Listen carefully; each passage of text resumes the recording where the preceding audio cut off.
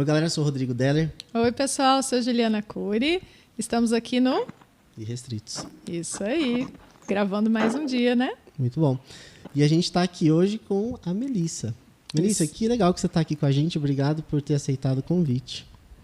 Isso aí, Melissa. Eu que agradeço. Scheller, né, Melissa? Eu vou passar para você.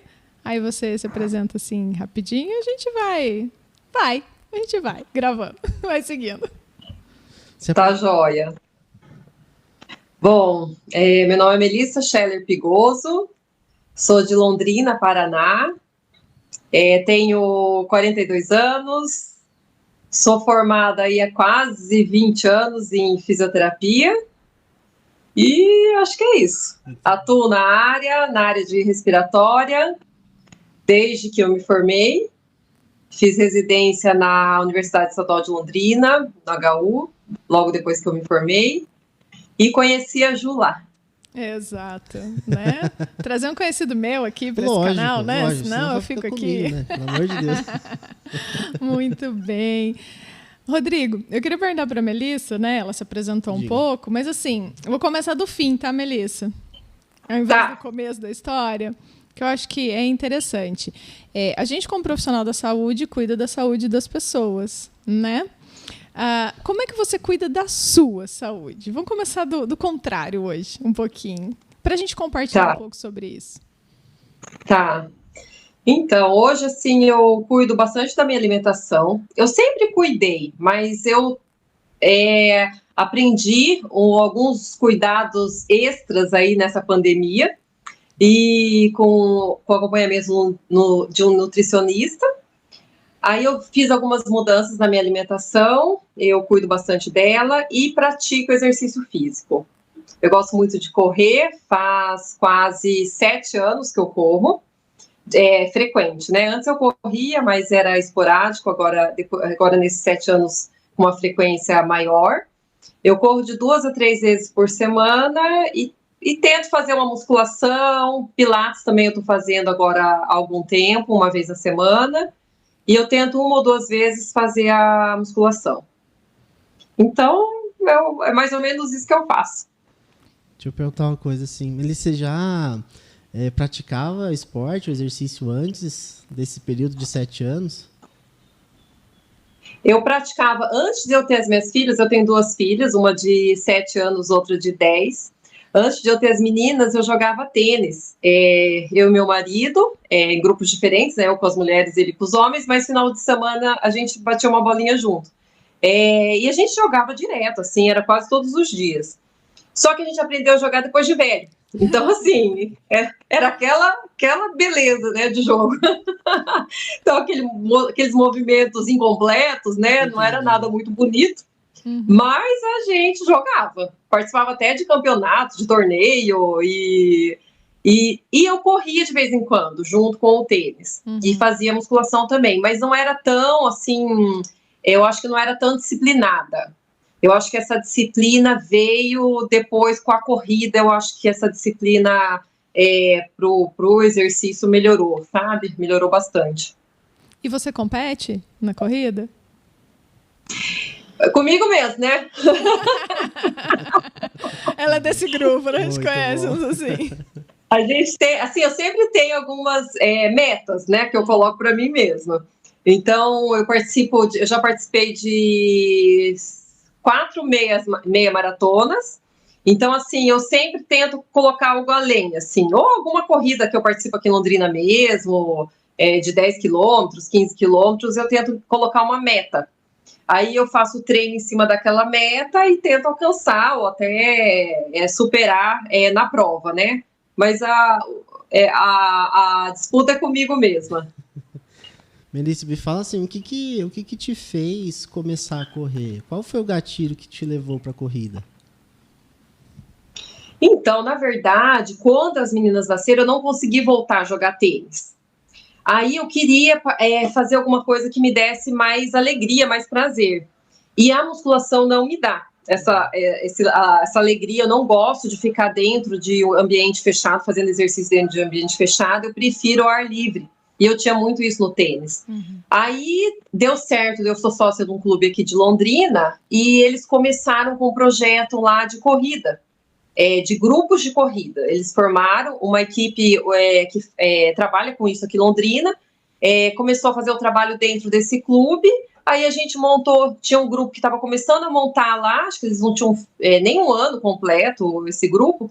Aí eu entrei e desde então não parei. Aí o grupo acabou se desfazendo, aí eu fui para outra assessoria de corrida, hoje eu estou em outra, faz acho que um ano e pouco que eu estou nessa outra assessoria, e acho que foi isso, mais assim, a vontade de correr ao ar livre, de ter alguma coisa que me dê mais, assim, alegria mesmo, e eu encontrei isso na corrida. Gente, que legal, né? Porque a corrida, ela é intensa, né? Eu falo por mim, eu não sou um corredor, né? Então, você é ciclista, né? Sou mais ciclista. E eu sei o tanto que ela desgasta a gente numa corrida, sei lá, de 5 quilômetros, né? Hoje você falou que fez 4 maratonas. Meia, 4 meia. Meia. Né? A maratona ainda não fiz, mas quero fazer. Isso que eu ia perguntar. Você pretende fazer, já tem uma data para isso? Então, eu quero ver se eu faço ou o final desse ano ou o ano que vem. Então, eu tô... porque, na verdade, eu tenho que me preparar, não só em relação ao meu corpo, né?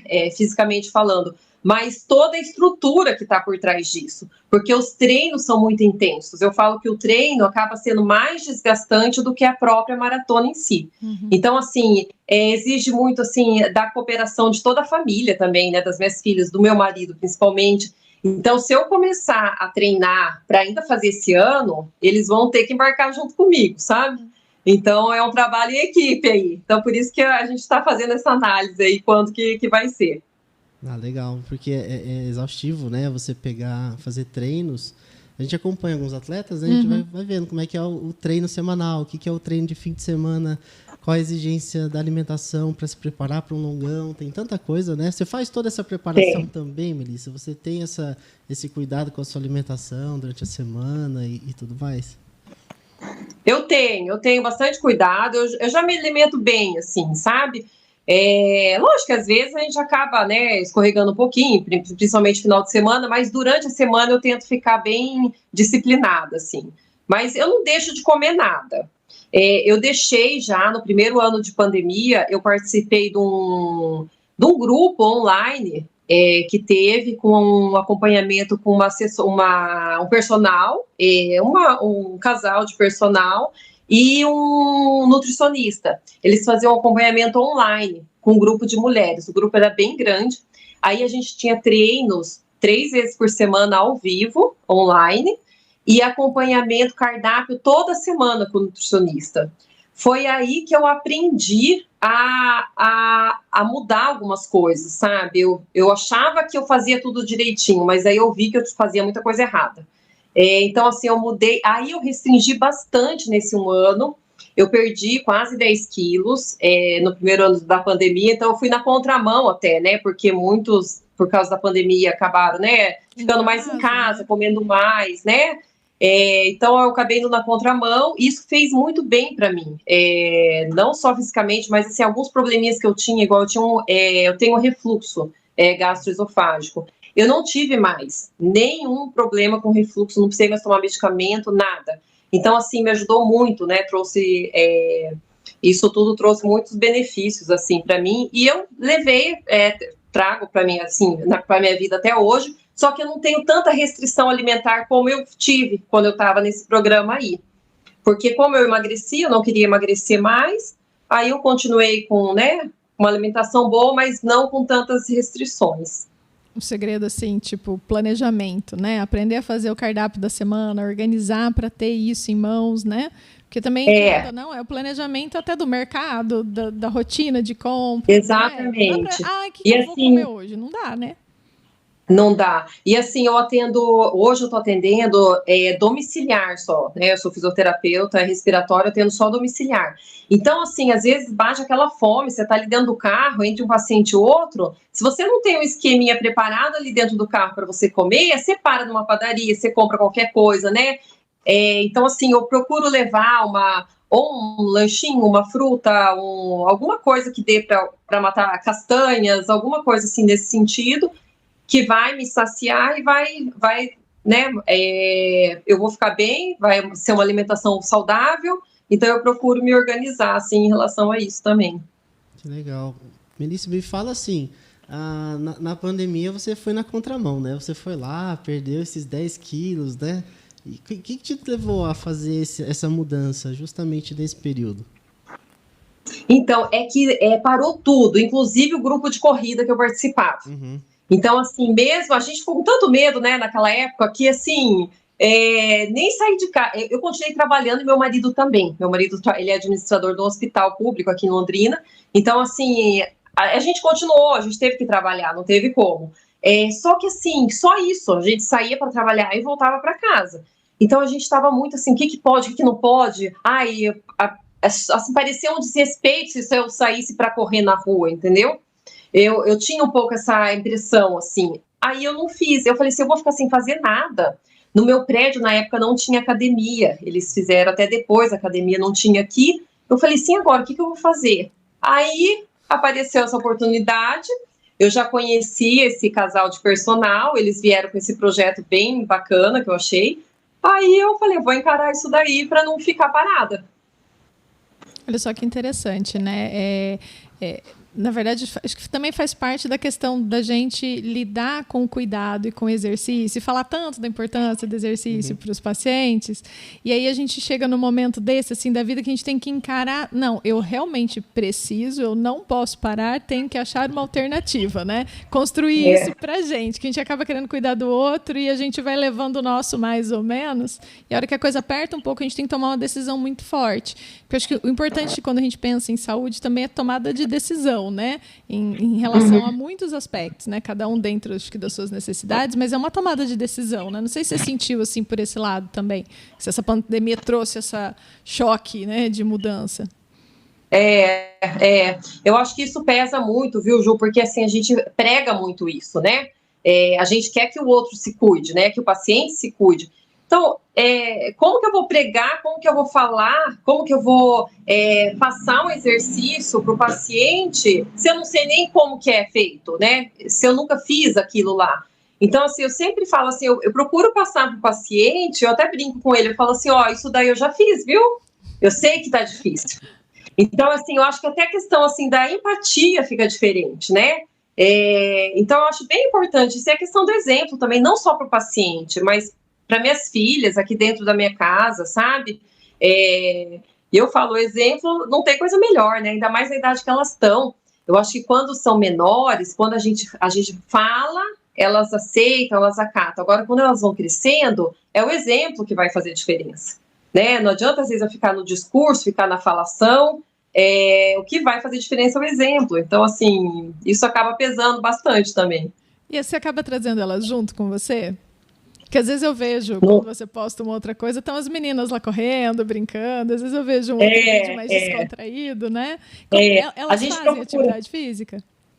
Fazem. A gente procura fazer, quando der, principalmente no final de semana, né? A gente pedala também, meu marido pedala, e eu pedalava bastante, eu participei de 2 provas de off-road, assim, foi bem difícil, só que daí, outro assunto, mas daí eu descobri uma hérnia na minha cervical, não estava tendo uma resposta boa ao pedal, por causa do própria força que faz aqui em braço, né, e acabava refletindo muito ali na minha cervical. Mas elas pedalam junto com a gente, daí a gente vai final de semana, agora o que eu faço? Eu não vou de bike, eu vou correndo, meu marido vai pedalando com a menor na garupa, e a maior vai com a bicicleta dela já. Que legal. E aguenta fazer, assim, 10 quilômetros, assim, pedala bem, sabe? Assim, vai de boa mesmo. Então, e a menor tá fazendo ginástica rítmica, ela começou faz 1 ano, mais ou menos, e a maior, ela faz natação e tá querendo fazer um futsal aí, vamos ver. Também muita atividade, a gente tem que também dar uma... vai organizando, né, para não passar do ponto, por assim dizer. Mas isso é bom porque você traz a família para a atividade física e isso gera, né, entrosamento entre as pessoas, entre os filhos pequenos. Eu tenho 2 na mesma idade que os seus. Isso já é prazeroso também, né? Você inclui na rotina aquele momento junto, né? Fica legal, Nossa, não é a obrigação apenas, né? Não, é muito bom. Nossa, elas adoram. Quando a gente fala, ó, vamos pedalar, vamos sair para caminhar. Na pandemia, quando a gente começou a sair mais, né? Todo mundo começou a sair. Todo final de semana a gente saía para caminhar com elas. Uhum. E daí caminhava aqui perto de casa, caminhava assim uns 5 quilômetros, a gente ficava caminhando aqui, sabe? Nossa, elas adoravam. E daí a gente parava, tomava um sorvete e ficava caminhando. Então a gente também fala, vamos fazer alguma coisa, vamos sair de casa. O bom que gera o hábito desde criança também, né? A gente vê muito isso, né? Essa questão do exemplo que você falou é fundamental. Você vai educando seus filhos, eles vão criando hábitos, talvez não o mesmo, né, da corrida, mas da pedalada, da natação, do futsal. Isso é muito bacana mesmo. E assim, eles entenderam bem essa rotina? Para eles gostaram de se adaptar, fazer todas essas atividades? Como é que foi para eles também, para as crianças? Eu acho que foi tão natural, sabe? Que elas pedem até, igual essa mais velha tá pedindo para fazer futsal. Ela fez por 1 ano, acabou parando, isso antes da pandemia. Agora ela tá querendo voltar. Eu falei assim, mas para você voltar, a gente vai ter que se organizar, porque você já faz outras atividades, né? Então a gente vai ter que se organizar. Mas elas gostam, sabe? Elas querem fazer, assim. Elas gostam do exercício, do esporte. Então isso é bacana, né? Ai, que legal. Deixa eu fazer uma pergunta bem assim, pensando que eu vou começar a correr amanhã. Tá. Melissa, prepara. Queria ver você correndo amanhã. Eu caminho, eu pareço a Melissa. Eu faço musculação porque eu tenho que fazer, mas eu não adoro o ambiente da academia, mas eu faço. Né? E eu gosto de caminhar. Então agora eu tô aqui, eu fico olhando você e umas outras coisas pensando, será que eu dou uma corridinha? Tô ensaiando. Isso! Não foi ainda não, a coragem ainda não bateu, mas vamos lá, né? Vamos por partes. Mas você vai primeiro que você é mais novo. Não, pensando assim, vou começar a correr amanhã. O que eu preciso fazer para começar minhas atividades de corrida? Bom, primeiro, vá no cardiologista. Ótimo. Eu acho que é a primeira coisa, sabe? Se você faz tempo que você foi, vá no cardiologista para ver se está tudo ok. Porque qualquer exercício mais aeróbio, né, principalmente, a gente tem que ter esse cuidado. E depois, só corre. Ótimo. Eu falei assim, não tem o que para aprender a correr, só correndo. Então, começa intercalando uma caminhada mais intensa, com um trotezinho, e aos poucos vai aumentando o tempo desse trote. E eu falo assim, para a gente estimular bem a parte assim, cardiorrespiratória nossa, né? Tem que sentir um cansaço. Não pode estar muito confortável, porque eu falo assim, não pode passear no shopping, né? Não é um passeio. Então tem que sentir cansaço aquilo ali, tem que trazer um cansaço para você. Lógico, não vai ser um cansaço intenso, principalmente no começo, não. Eu até falo assim para os meus pacientes, de 0 a 10, ou para as pessoas quando me perguntam, né, eu falo de 0 a 10, entre 6 e 7, para começar, você tem que sentir esse cansaço. Senão é um passeio no shopping, né? Então eu acho que é por aí, é só ir. Não, ótimo, já anotei. Já tá anotado, viu, Melissa? Gravado, não tem nem como esquecer. E trazendo para essa associação da atividade física com a fisioterapia respiratória, né? Como que você atende hoje? Você falou que está atendendo só domiciliar. Conta um pouco do perfil de paciente que precisa de fisioterapia respiratória. Né, dos que você atende, né, dos que você tem, né, experiência, porque às vezes as pessoas acham, né, que fisioterapia respiratória só faz 1, 2, 3 e solta o ar devagarinho ou puxa 3 bolinhas para cima, que vai exatamente um certo desconforto respiratório só de pensar. Então tem um estigma, né? A gente sabe que tem esse estigma, é uma briga, né? Eu também sou da área da fisioterapia respiratória, para explicar que não é assim, não é isso. E, enfim, né? Queria que você falasse um pouquinho sobre isso. O que é a fisioterapia respiratória, né? Eu acho assim, Ju, igual, que paciente que precisa fazer, né? Eu acho que qualquer pessoa que tiver com algum desconforto respiratório, com alguma limitação respiratória, sabe? Se sentir algum incômodo. Eu acho que qualquer pessoa que sentir esse incômodo tem que procurar um fisioterapeuta respiratório para fazer uma avaliação. Isso é super importante, porque é a partir dessa avaliação que vai dar para traçar algumas metas e objetivos e ver a real necessidade que o paciente vai ter que fazer algumas sessões ou não, né? Enfim, é a partir daí. E em relação a... Você perguntou o que é a fisioterapia respiratória, né? Eu acho assim, a fisioterapia respiratória, ela engloba tanto assim, problemas, quando o paciente tem algumas doenças específicas do pulmão, e algumas que tem algumas consequências, como excesso de secreção, né, pulmonar, uma baixa ventilação dos pulmões, você, né, vai ver, tem pouco ar entrando nos pulmões. Então, assim, algumas consequências que a doença pulmonar traz. A fisioterapia vai atuar diretamente com exercícios respiratórios, com auxílio de alguns equipamentos que nós vamos estar usando aí nos pacientes, né, para auxiliar nesse processo. E também com exercício físico, bem planejado, monitorizado, individualizado para aquele paciente, né? Porque através do exercício físico, eu falo, você quer fortalecer? O que eu faço para fortalecer meu pulmão, né? O que eu faço para fortalecer meu coração? Exercício físico, tem que fazer. Então, a partir daí, então não tem como nem desassociar, né, Ju? Não tem como a gente trabalhar com o paciente, vendo só o pulmão dele. Exato. Tá ok, o pulmão ficou limpinho, tiramos, né, a secreção, melhoramos a ventilação, tchau, né? Acabou a sessão. Não tem como a gente fazer isso, porque eu falo assim, quando o músculo de braço, de perna tá forte, sobra mais energia para o pulmão, para o coração, para eles poderem trabalhar, né? Porque o músculo, quando tá forte, ele vai gastar menos energia. Então, a gente não tem como desassociar, a gente tem que trabalhar o corpo inteiro do paciente. Então, acho que fisioterapia é muito amplo, né? Sim, eu brinco com o Rodrigo, né? Quando eu dou aula para os alunos, eu falo assim, olha, fisioterapia respiratória é só para os indivíduos que respiram espontaneamente ou artificialmente, né? Exatamente. Não precisam, né? Os alunos escolhendo com aquela cara de fazer, mas eu já falei isso algumas vezes. É só para esse tipo de Perfeito! Perfeito! E mesmo assim, igual eu falei de quem quer, que está com alguma limitação, né? E mesmo hoje ainda, a gente está vendo muito estudo, até para atletas que querem melhorar sua performance, sabe?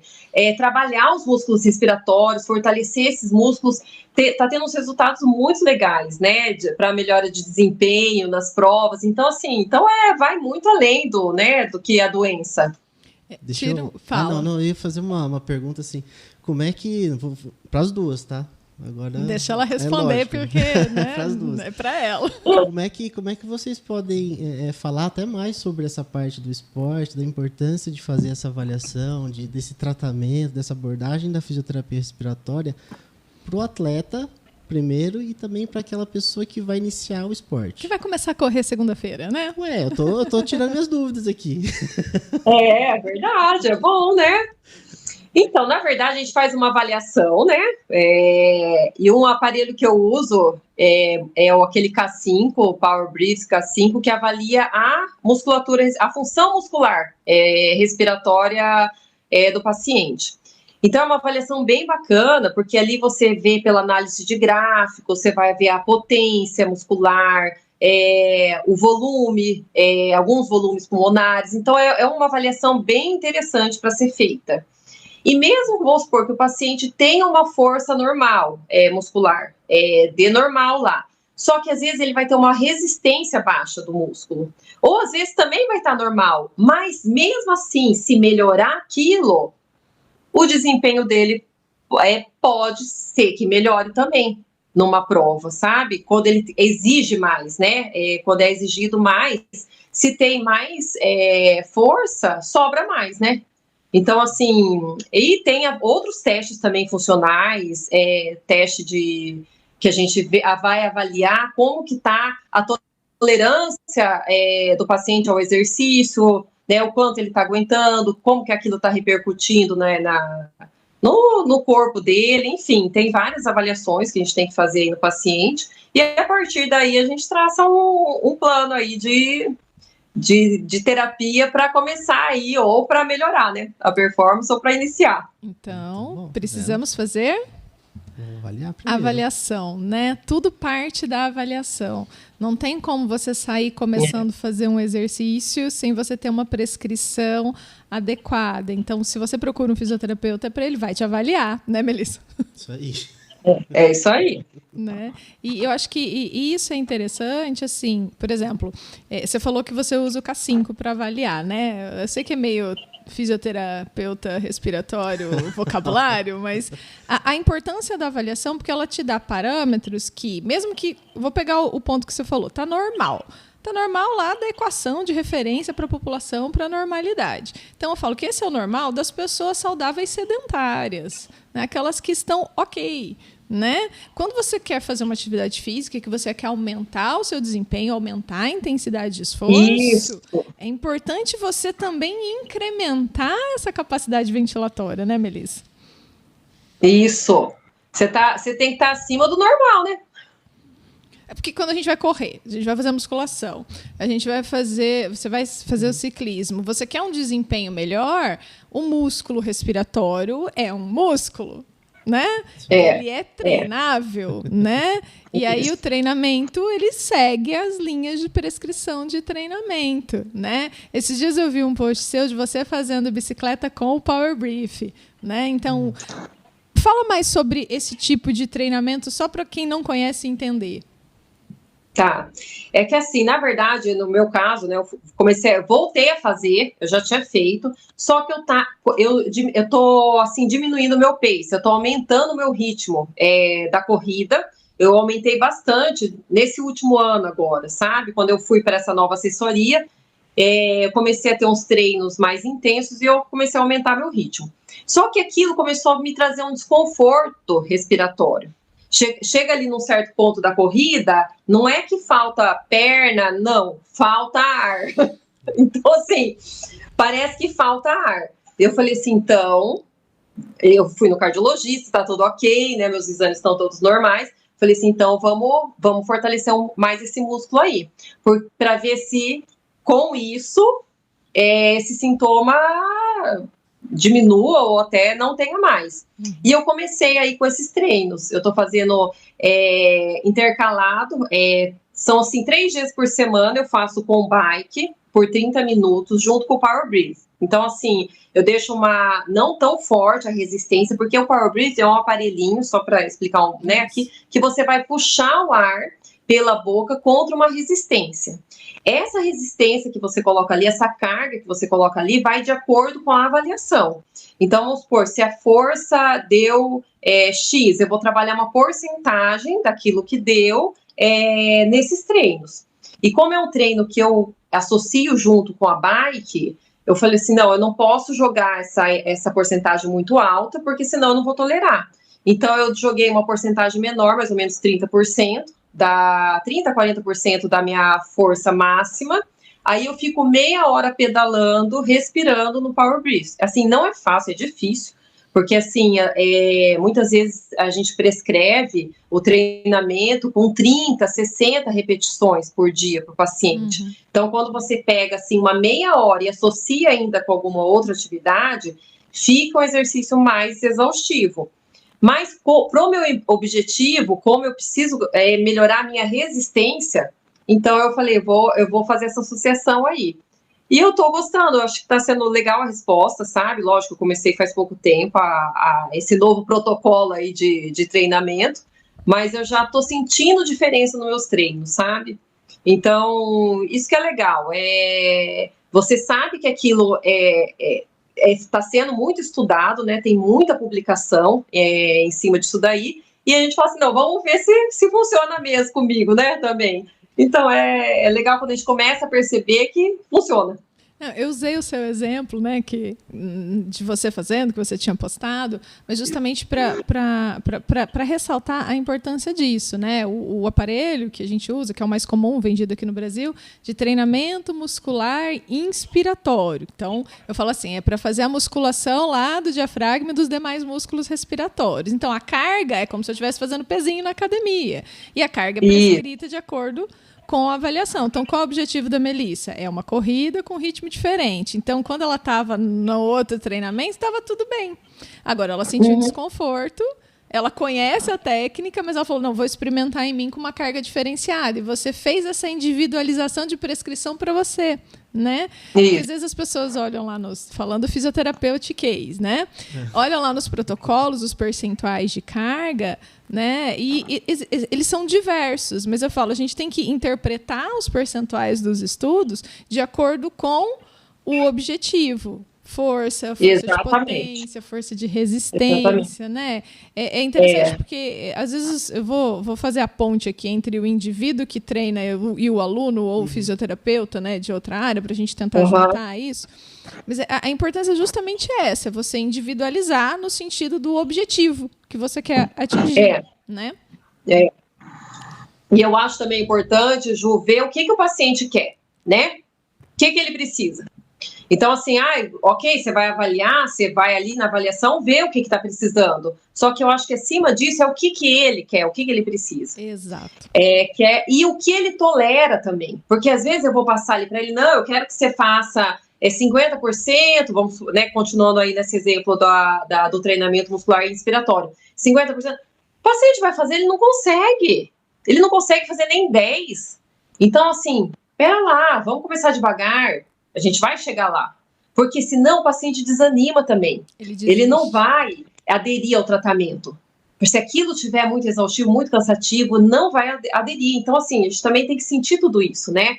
E é uma outra questão que é importante essa avaliação, esse primeiro contato, você entender melhor o paciente, conhecer mais da rotina dele, das necessidades dele, né? Então, assim, é uma mistura, eu falo muitas vezes, no primeiro dia, eu não consigo fazer toda a avaliação, porque eu tenho que conversar bastante, ver como que é a rotina dele, conhecer o paciente. Aí depois eu vou fazendo os outros testes, porque não adianta a gente querer chegar lá, fazer avaliação do músculo respiratório, fazer um teste funcional, começar a fazer um monte de teste, e daí?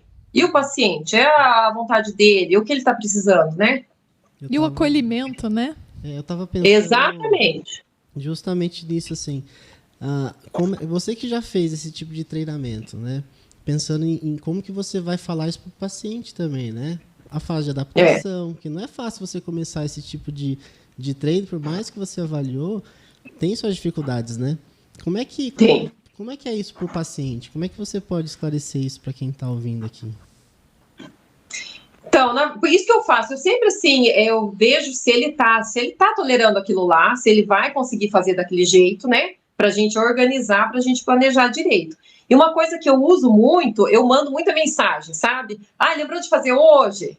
Não vai esquecer, né? Essa comunicação também eu acho muito importante. E a maioria fala, nossa, ainda bem que você mandou, nossa, eu já estava esquecendo, nossa, vou ter que fazer agora. Então, assim, eu acho também essa parceria mesmo, né, importante, né, esse contato, eu acho que também faz com que o paciente consiga fazer melhor o proposto, né, a terapia proposta, eu acho que é bem, bem importante. Você atende que perfil de pacientes hoje? A gente tinha conversado, né? Enfim, nas nossas conversas informais, de vez em quando, mando mensagem. Não é sempre, gente, mas a gente tenta, né? A nossa vida é tão doida, né? A dela deve ser tão doida quanto. A gente entende bem isso, como funciona. Mas, assim, qual é o perfil de pacientes de fisioterapia respiratória que você atende hoje? Pensando na pós-pandemia e etc., né? No momento que a gente está vivendo aqui. Eu comecei a atender muito paciente pós-Covid, né? Nessa pandemia. Estou ainda com alguns pacientes aí com a long Covid, né? Covid longa aí que tanto falam. Estou ainda com alguns pacientes e toda semana, a cada 15 dias, aparece um paciente novo, sabe? Como consequência da Covid. Mas eu também atendo muitos pacientes idosos. Eu já atendia antes, sabe? Até um uma das justificativas do porquê que eu tô só com domiciliar agora. Antes eu tinha uma clínica, também eu dividia uma casa com dentista, e depois, quando começou a pandemia, eram mais os idosos que estavam com muita dificuldade de ir para lá, e eu já atendia domiciliar. Aí, o que eu fiz? Eu comecei a atendê-los domiciliar, para eles não ficarem sem. Então, normalmente são idosos com doenças crônicas no pulmão, né? Então, assim, eles não podiam ficar se deslocando ali para a clínica. Aí eu comecei a atendê-los domiciliar e acabou ficando no domiciliar. Então, hoje eu me organizo, eu não voltei a atender na clínica e pode ser que eu nem volte. Assim, meu plano, por enquanto, nem é voltar, sabe? Eu acho que eu me organizei tão bem no domiciliar. Se você abre meu porta-mala, tá lá uma caixa com todos os equipamentos, é peso, é elástico, é bola, de tudo que é tamanho. Eu falo, daí a gente até brinca, quando a gente tem que sair com o carro e vai precisar usar o porta-mala, meu marido já fala assim, nossa, a gente não pode se tirar a bagagem do porta-mala. Porque, assim, já tá tudo adaptado para isso, né? Então, por enquanto, eu vou continuar assim, é mais esse perfil, sabe? É mais, a maioria é idoso ou paciente pós-Covid. Agora eu estou atendendo também até alguns amigos e colegas ali da corrida mesmo, que querem melhorar a performance. Então, a gente está fazendo aí um trabalho bem bacana de fortalecimento da musculatura inspiratória, porque são pessoas que já treinam. Então, assim, não tem, eles já fazem acompanhamento com personal, são pessoas que treinam há muito tempo. Então, a gente está visando, o meu trabalho em relação a essas pessoas é mais específico desse treinamento muscular inspiratório.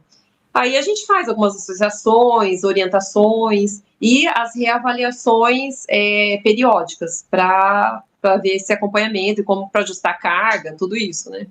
Então, também tem alguns pacientes assim.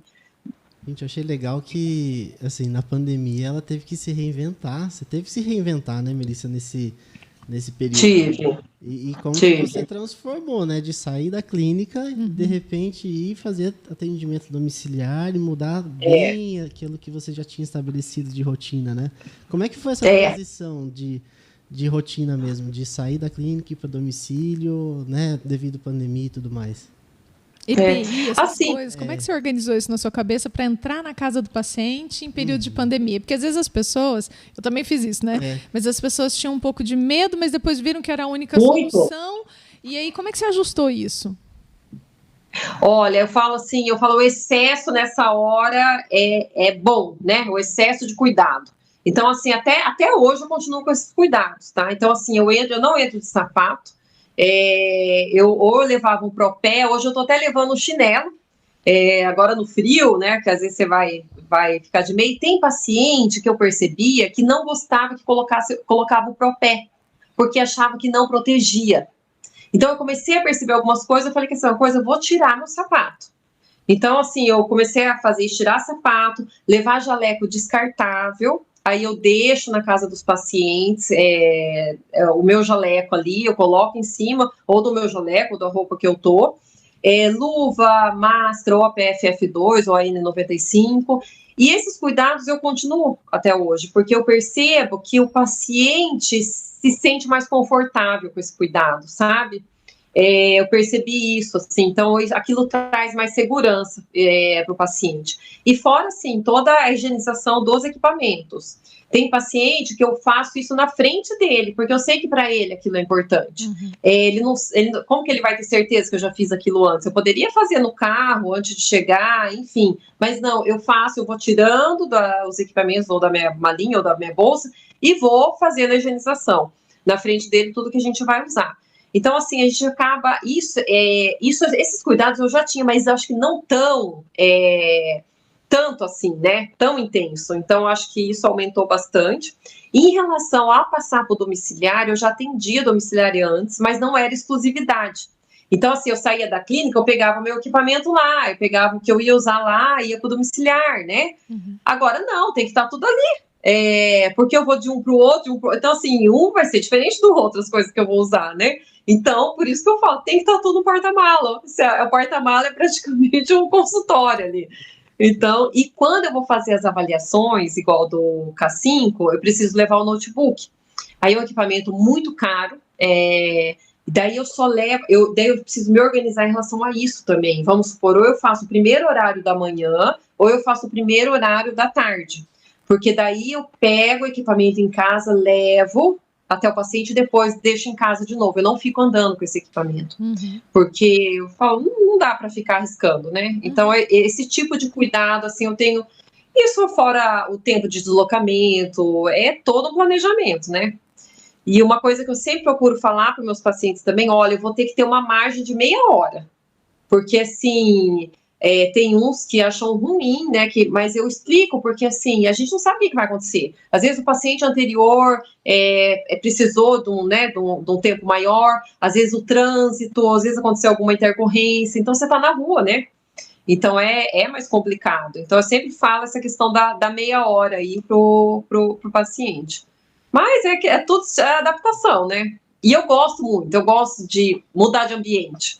E eu acho legal quando você entra na casa do paciente, você também consegue modificar algumas coisas ali, que vão fazer bem para o paciente, nessas modificações. Então, assim, a questão de barras no banheiro, tapete, né, como que é o deslocamento dele ali dentro da casa, o que ele pode fazer, que tipo de exercício que ele vai poder fazer ali dentro da casa dele. Então, eu acho muito legal essa visão, e você acaba tendo também eu acho que uma proximidade maior com o paciente, né? Eu falo assim, nosso lar, ele é sagrado, né? De todo mundo, assim, eu falo assim, é um ambiente muito sagrado. Então, eu falo assim, a gente tem que ter muito respeito quando vai entrar na casa da outra pessoa, né?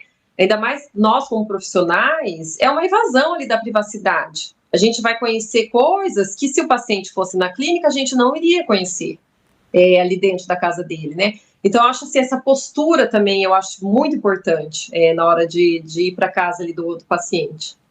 E de se colocar, né, nessa abertura de estar receptivo, de olhar com carinho, né, para aquelas dificuldades que ele tem. E talvez, eu atendo domiciliar também, eu acho que é mais fácil até de entender como você vai dar uma orientação. Porque você dá uma orientação no consultório, você não sabe como que é lá dentro. Você não sabe, você não tem, né? Então, quando você está lá dentro, você consegue entender até algumas dificuldades que ele vai ter para entender o que você tinha pensado. Aí você tem que repensar, não é, Melissa?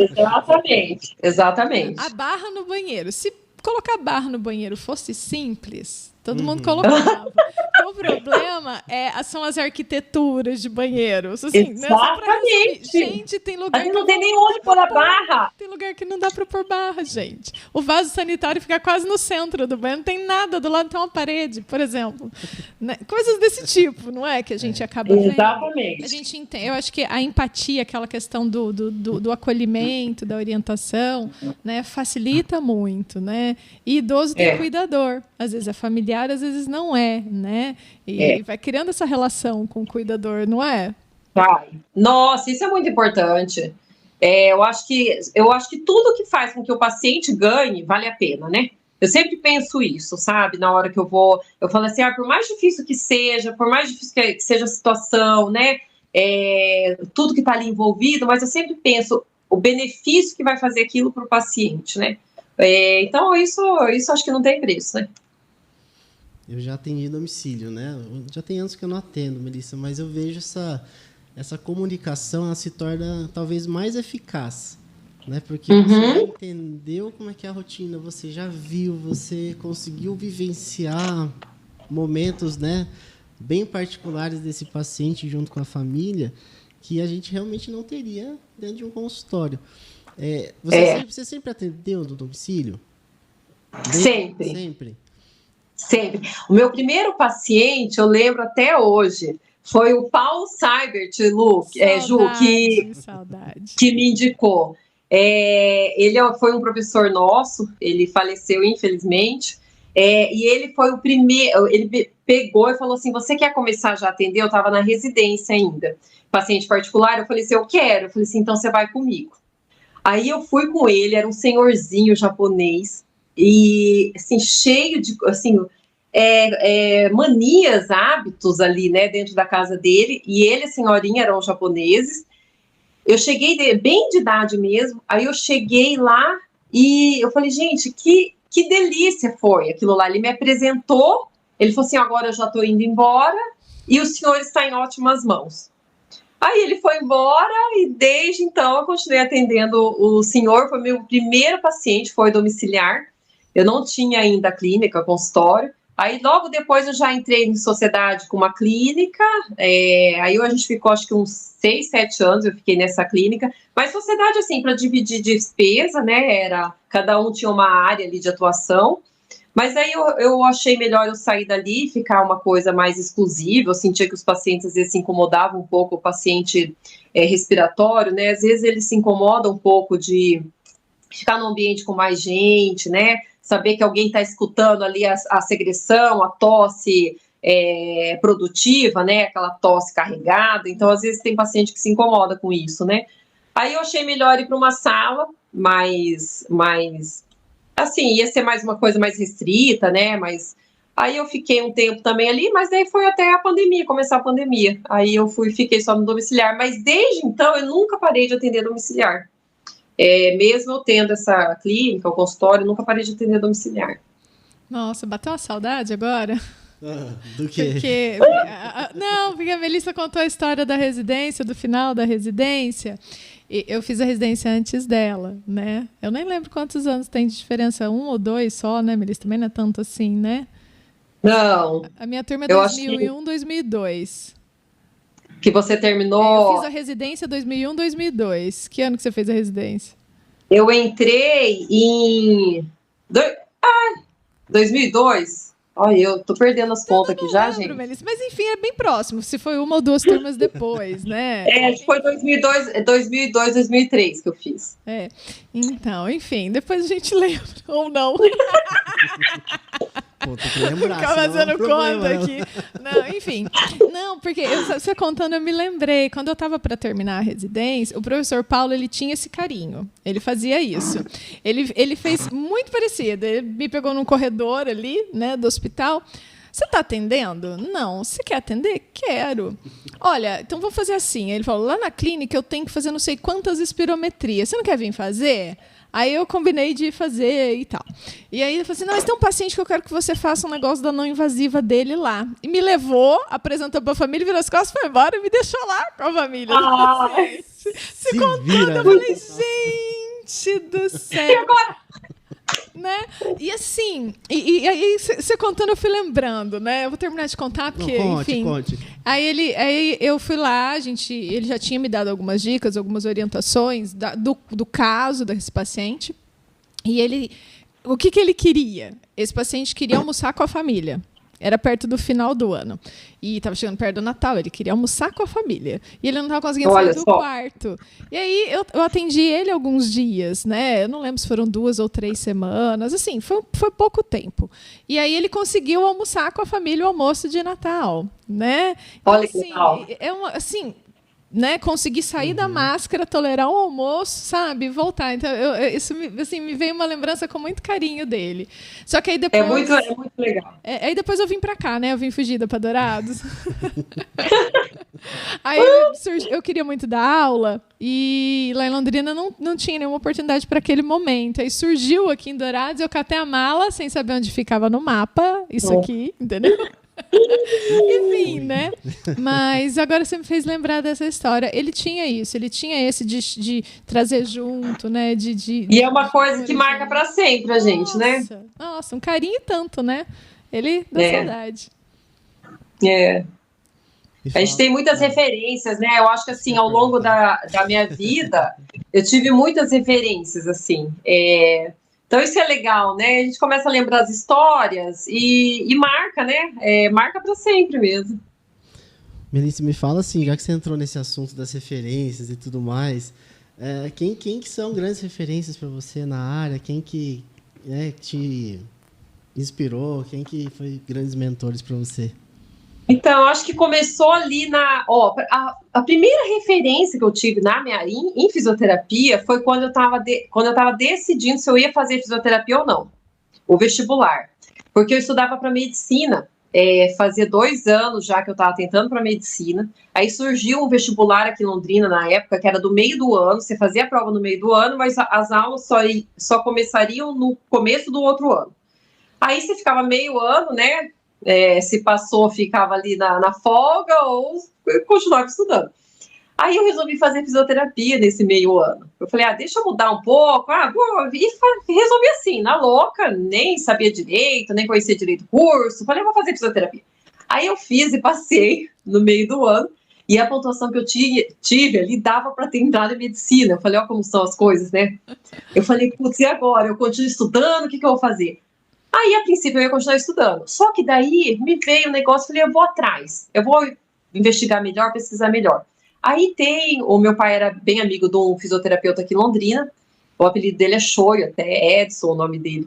E na época ele tinha uma clínica ali na Higienópolis, bem grande. Mas ele é mais da área ortopédica.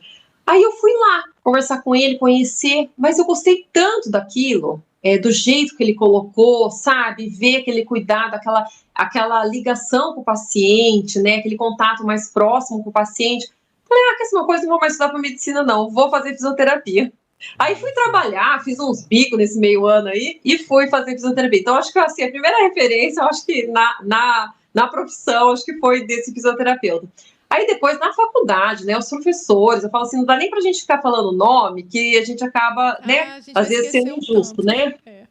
Mas assim, o Paulo foi uma grande referência para mim, eu aprendi demais com ele. O Fernando Bruneto, né, também já não está mais entre nós, mas foi uma referência, assim, com o seu jeito peculiar, né, de ser, seu jeito tão diferente, só que ele me ensinou muitas coisas que eu lembro até hoje, assim, sabe? Os ensinamentos, essa questão de olhar o todo, assim, olhar o paciente como um todo, ele tinha muito isso, olhar além da doença. Então, assim, isso eu aprendi muito com ele, foi uma referência muito boa para mim.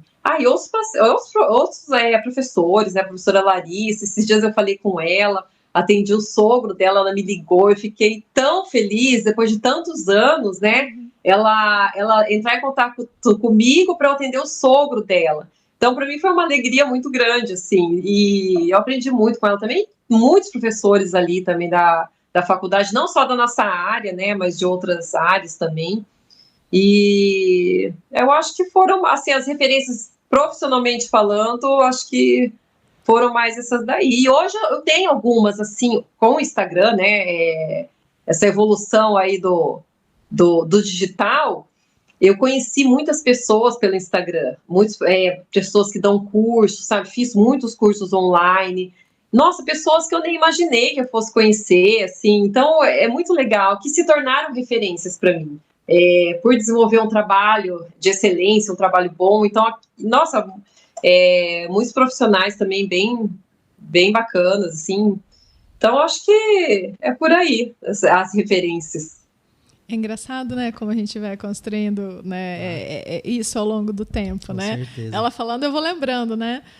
Porque eu conheci a Melissa lá em Londrina, né? Eu sou veterana dela, não sei se uma ou duas turmas, eu não me lembro exatamente qual turma que ela é, mas era bem próximo, né? E a gente se conheceu no laboratório de pesquisa em fisioterapia pulmonar do professor Fernando, né? Enfim, né? Naquelas sequências de avaliações que a gente aprendia a fazer lá. E acho que aquilo ficou para a vida, né? A gente aprendeu que era necessário avaliar, né? E escutar e entender o paciente. Isso é uma coisa que ficou muito, né?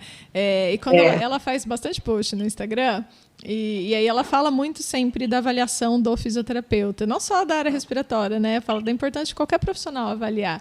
E ela sempre comenta sobre isso. E eu lembro que assim, isso é uma coisa que ficou muito forte, porque eu fazia a triagem dos pacientes. Todos os pacientes que iam para o ambulatório de fisioterapia, eu e a Dani, a outra colega, que avaliava. Então, era uma coisa que, assim, não consigo não fazer uma avaliação, igual a Melissa falou. Exatamente. Porque às vezes a gente não consegue terminar tudo e a gente vai fazendo um pouco, e vai indo, e vai um pouco, e vai indo, não é, Melissa? Não dá para fazer de outro jeito. E uma outra coisa que você falou, assim, que eu acho que é importante, é olhar para a especialidade, ser especialista, mas olhar para o indivíduo, né? Para além dos pulmões, eu falo, a gente olha para a respiração. Como a respiração controla todas as células do corpo, né? Eu acho que o fisioterapeuta respiratório está na mesma vibe.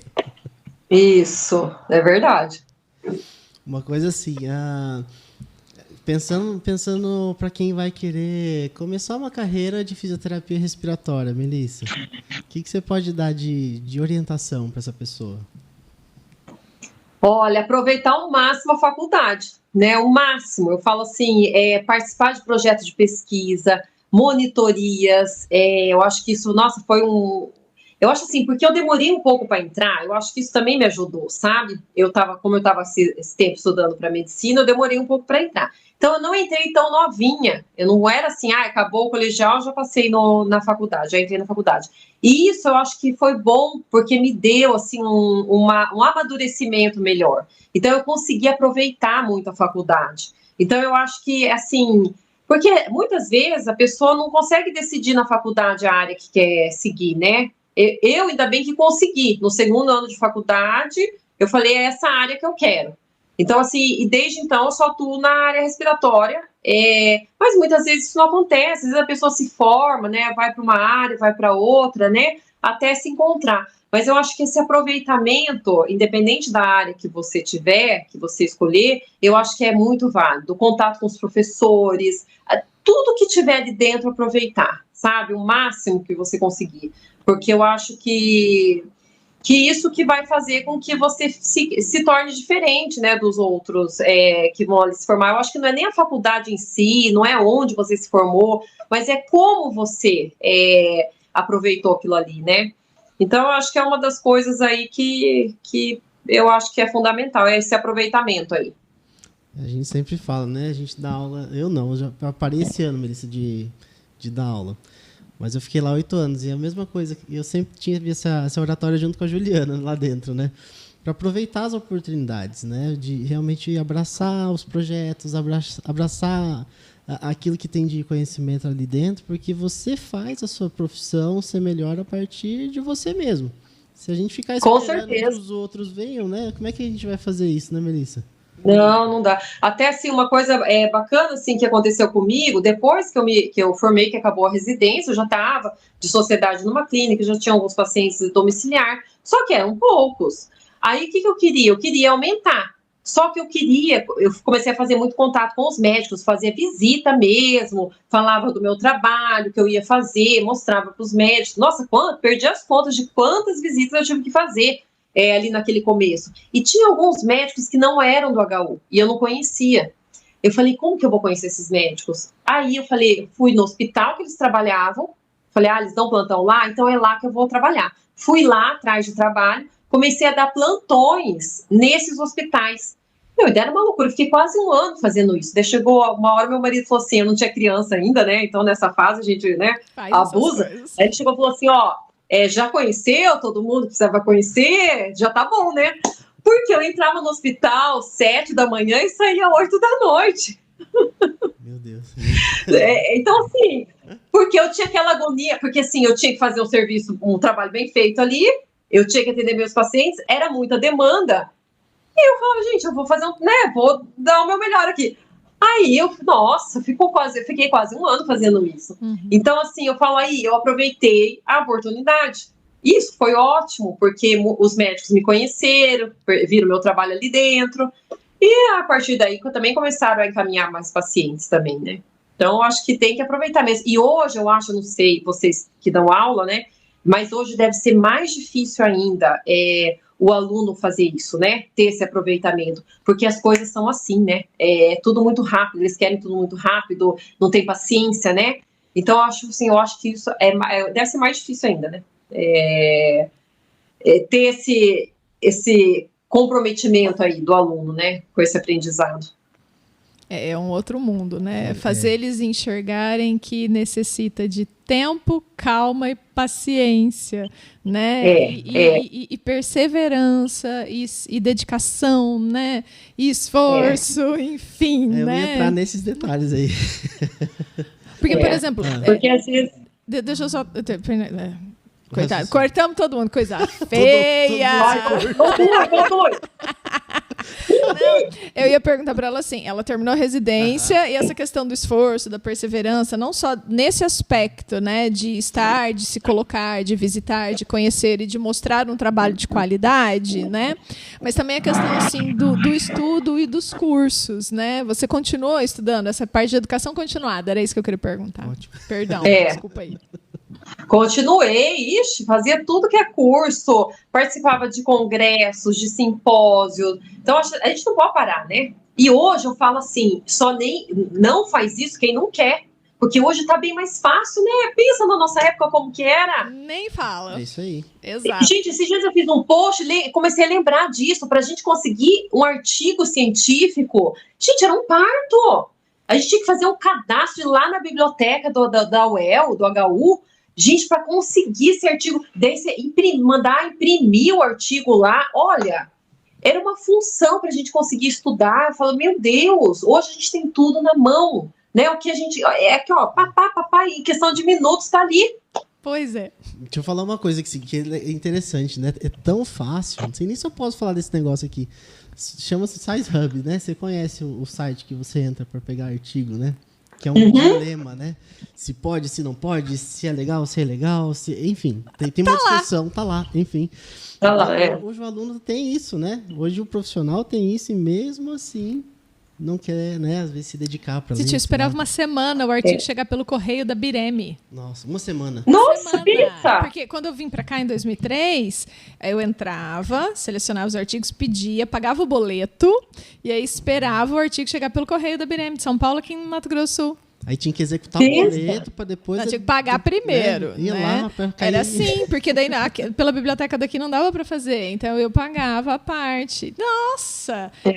Enfim, quando fala que é difícil, eu falo, não fala isso, que por favor. Senta aqui, deixa eu te contar mais. Não fala isso, só que é difícil. Pelo amor Mas de assim, a gente não pode parar, né, gente? Não pode parar. Não. As coisas acontecem, evoluem muito rápido, né?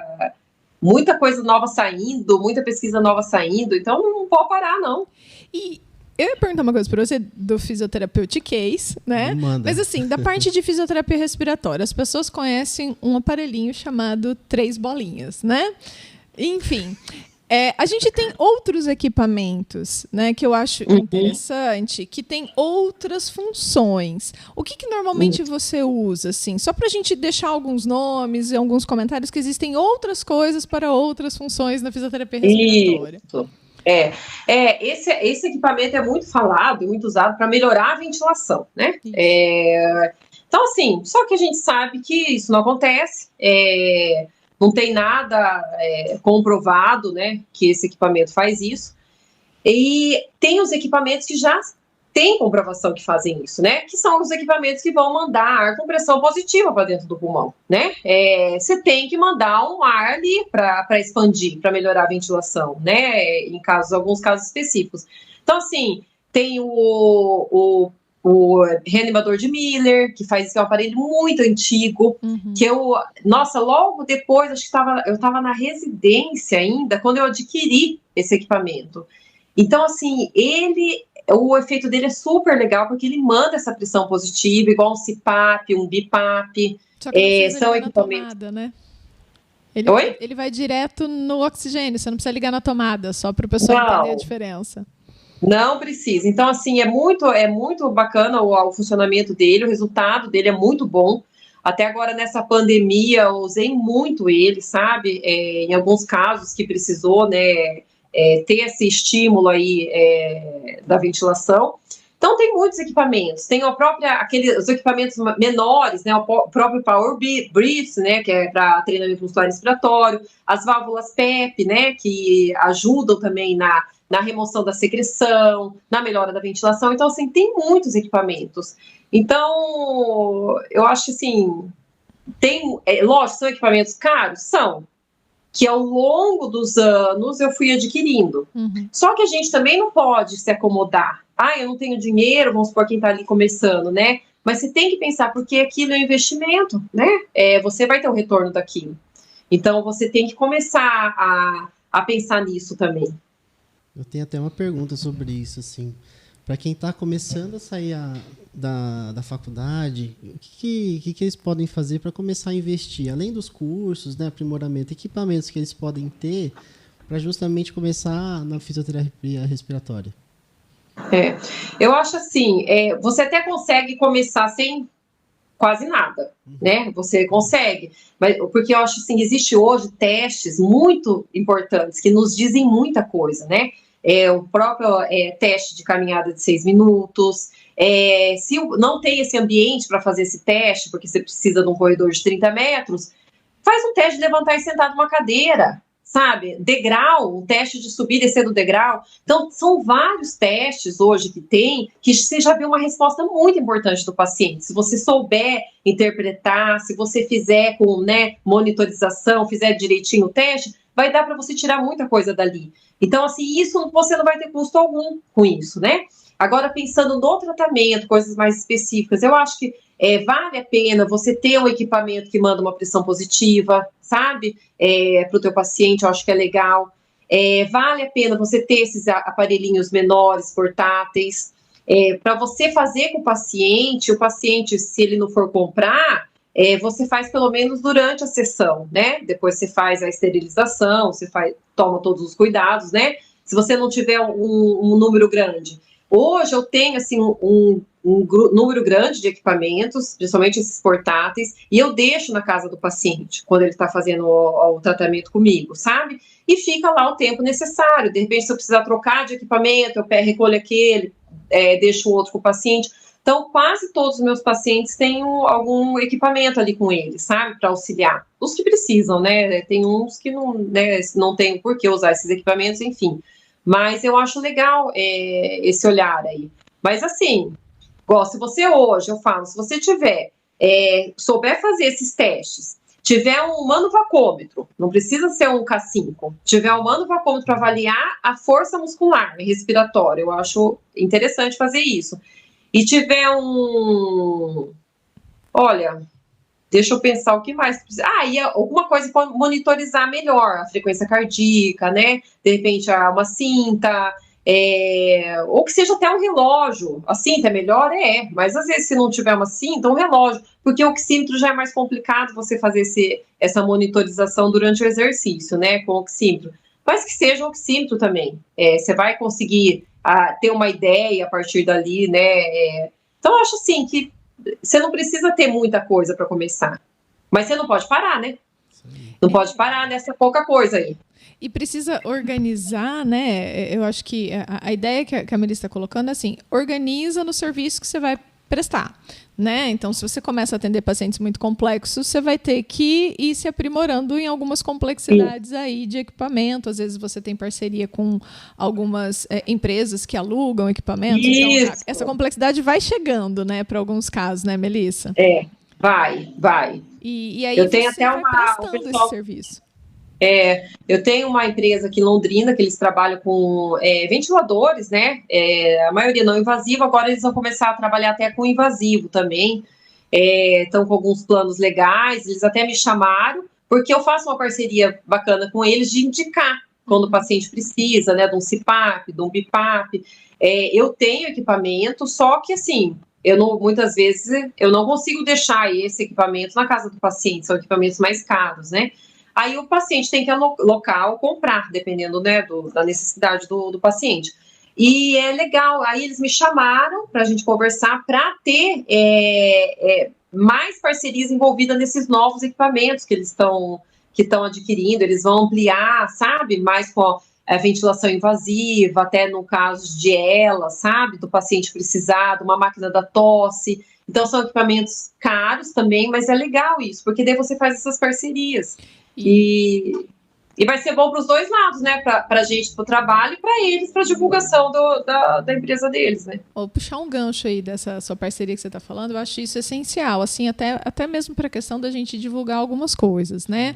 Você falou do paciente de a gente está no mês, né, da esclerose lateral amiotrófica, isso. Fala-se muito, né, desses pacientes, mas vou abrir esse leque para as doenças neuromusculares, né, tanto pediátricas quanto de adulto ou de idoso, que isso é uma coisa que as pessoas, às vezes, que não entendem um da área de maneira, né, mais especialista, acabam não sabendo prescrever corretamente o tipo de equipamento. Porque o Estado, ele compra o equipamento para o paciente, existe um processo legal, cada Estado tem uma legislação, mas existe esse apoio, né, de você conseguir esse equipamento.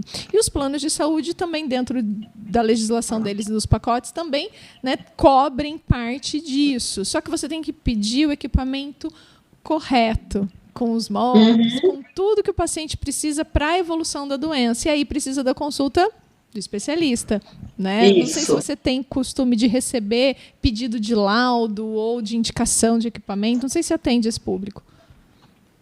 Tem sim, principalmente também é voltado para a apneia do sono, sabe? O paciente que precisa usar o CPAP, né, para dormir. Então, assim, já aconteceu do paciente querer comprar pela internet. Pera lá, não é assim que funciona. É bom você ficar com o equipamento, locar, experimentar. Tem vários tipos de máscara. Então, assim, a coisa é muito ampla.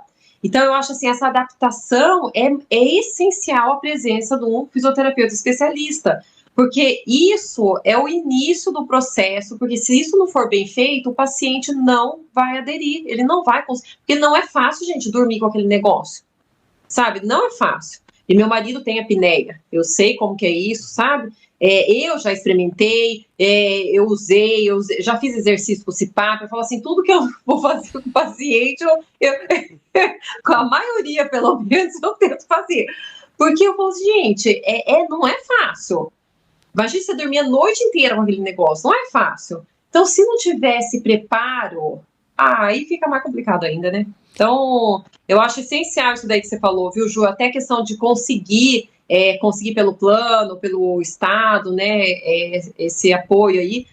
Às vezes, você vai precisar de alguns exames específicos, né? Até estou agora com um paciente que está com apneia, o convênio dele vai ajudar no CPAP. Só que ele precisa ter uma polissonografia atual, sabe? Então, eu conversei com a pneumologista, então ele vai repetir o exame, sabe? Então, assim, tem toda aquela parte burocrática, né? Exato, e como isso é uma coisa que eu acho que as pessoas às vezes não sabem. A gente vira e mexe, a gente fala um pouco sobre isso, com os alunos a gente fala, obviamente, mas, né, que a Melissa também deve passar por isso, né? O paciente pode procurar o fisioterapeuta, né, como profissional de primeira consulta, né, para tirar essa dúvida, porque se a gente vai precisar do parecer médico, nós vamos encaminhar, né? Se a gente claro, é uma parceria, né? A gente tem que trabalhar junto. Exato. Né? E essa questão, eu falo porque eu atendo muito aqui os neuromusculares de maneira geral. E aí vem a solicitação, assim, né? Solicito o BIPAP, daí a gente tem que escrever um laudo. E o nosso laudo não pode ser assim, né? Ele tem que ser todo embasado na doença, nas características funcionais respiratórias que a doença tem e poderá ter no seu prognóstico. E a partir daí, né, Melissa, você escolheu o equipamento que possa atender por um período prolongado dentro da evolução. Então, você tem que colocar tudo isso, né? Porque o juiz precisa de elementos para entender, senão ele não vai entender. Porque BIPAP é um nome, é uma marca, é um modo ventilatório. Então, não é uma prescrição assim exata, detalhada. E o fisioterapeuta é o profissional que vai acertar isso. O CPAP é a mesma coisa, né? Você tem esse tipo de paciente que fala, não consigo usar. Aí você tem que... Então, nossa... É um trabalho assim, e é difícil. Eu cheguei a ficar com o paciente 3 horas com ele para fazer essa adaptação ao CPAP.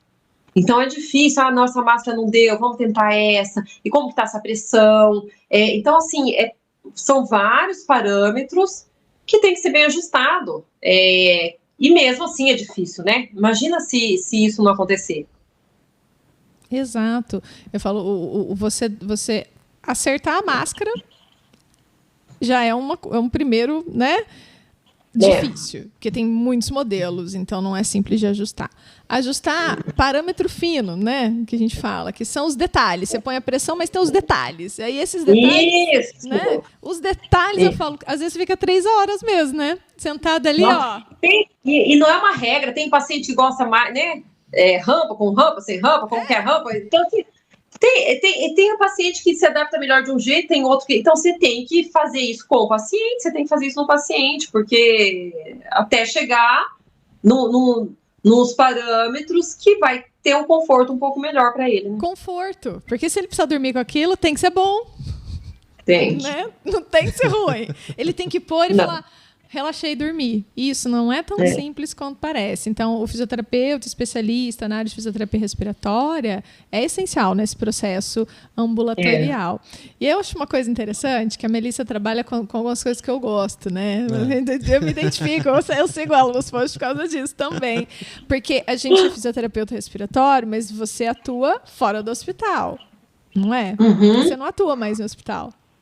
Não. Então, e quando fala em fisioterapia respiratória, quando não é o Respiron ou essas coisas mais simples de tirar a secreção, é o hospital, né? Então, eu queria que você falasse um pouquinho dessas diferenças do físio dentro e fora do hospital, que a fisioterapia respiratória é importante, também para a questão de orientação, né, das pessoas conhecerem esse trabalho especial. É verdade, Ju. E você falou uma coisa importante mesmo, viu? Porque agora na pandemia, as pessoas estão conhecendo mais a fisioterapia respiratória fora do hospital, né? Mas se for ver, foi um marco até pra gente. Porque antes da pandemia, muitos nem sabiam que tinha a fisioterapia, assim, que ia acontecer esse trabalho. Achavam que era só dentro do hospital, dentro de uma UTI, né? Ou dentro do ambulatório, da enfermaria. Não tinha essa consciência que tinha esse trabalho aí fora dali. Então, assim, isso eu acho que foi bacana, ficou em destaque, né, a nossa área, a nossa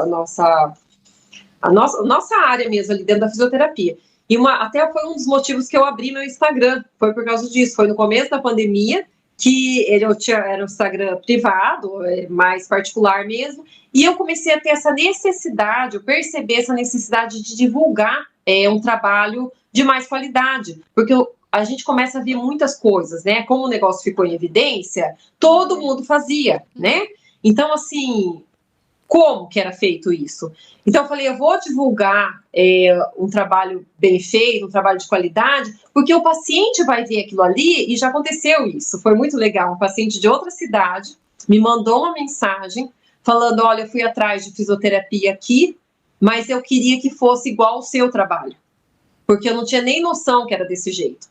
Então, assim, ele foi procurar um profissional na cidade dele que também tinha um trabalho de qualidade. Então, nossa, para mim aquilo foi uma alegria, sabe? Eu falei assim, justamente o meu maior... Lógico, eu vou querer paciente com isso? Lógico, eu vou querer o meu retorno financeiro? Vou, né? Mas qual que é o meu principal objetivo ali? É divulgar a fisioterapia. Então, eu acho, assim, que...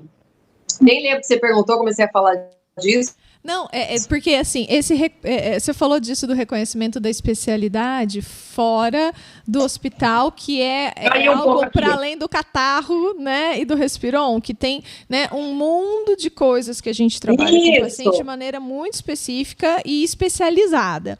E aí que as pessoas às vezes partem, né, para o hospital. Então, assim, que existe depois da alta hospital um tratamento que deva ser continuado, porque você não está mais lá dentro, mas você já esteve, né? Que você falasse um pouquinho mais dessa importância de continuar. Já. E eu acho legal essa bagagem, né, da gente já ter ficado ali dentro, porque a gente sabe o que seria bom, o que deveria ter sido, né, ter feito com o paciente ali dentro, para a gente poder receber esse paciente. Então, assim, eu acho legal, porque são trabalhos muito diferentes, né? O paciente ali dentro do hospital são outros tipos de exercício, outra visão que você tem, outros objetivos ali, né? Muda muito. Então, é muito diferente um paciente internado do que um paciente fora do hospital. Então, assim, só que... E é legal a gente evidenciar mesmo esse trabalho, né? O que a gente consegue fazer, né? Com o paciente ali, ele fora do hospital. Nossa, as possibilidades são muitas, né? São bem maiores do que dentro do hospital, né? Até pela própria limitação do paciente mesmo, né? A condição que o paciente se encontra. Então, é bem legal mesmo isso que você falou. Eu tenho uma questão, assim, acho que a gente... Como você abriu a tua rede, né? Nesse momento, para poder falar e divulgar o seu trabalho, mas que também outras pessoas pudessem conhecer o que é feito dentro da área, né? A Juliana também fala, a gente está sempre se esforçando para estar na rede falando sobre as nossas áreas. é bacana porque você gera essa possibilidade do conhecimento e de entendimento das pessoas, né? Isso que eu acho bacana, Melissa, porque aí você tá levando uma informação e outra, acho que as pessoas têm que entender que o profissional, o fisioterapeuta, ele é profissional de primeiro contato, sempre. E acho que isso é um ponto que a gente tem que bater cada vez mais. Para realmente as pessoas poderem procurar nosso trabalho. Isso, eu acho também. Porque... Eu acho um ponto importante, viu? E assim, não querendo, sei lá, como se diz, tirar o valor, a importância do médico. Isso. Eu acho assim, cada um tem a sua importância. Então, porque tem muitas vezes, acontece muitas vezes, de um paciente não vai ao médico e mesmo assim não sabe que tem a fisioterapia. Então, assim, por isso que a gente, como fisioterapeuta, tem que divulgar.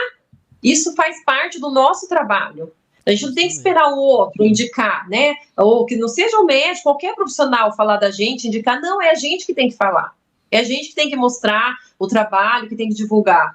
Porque aí fica igual, esse paciente fez isso, o outro vai falar para o outro, vai falar para o outro. E eu falo, a maior indicação é do paciente. Eu falo assim, hoje depois, né, de anos formado, eu falo assim, a maior indicação minha hoje é do próprio paciente. Então, assim, do trabalho que você faz, do trabalho bem feito, do resultado, ele vai falar para o outro, né, e aquilo vai formar uma rede.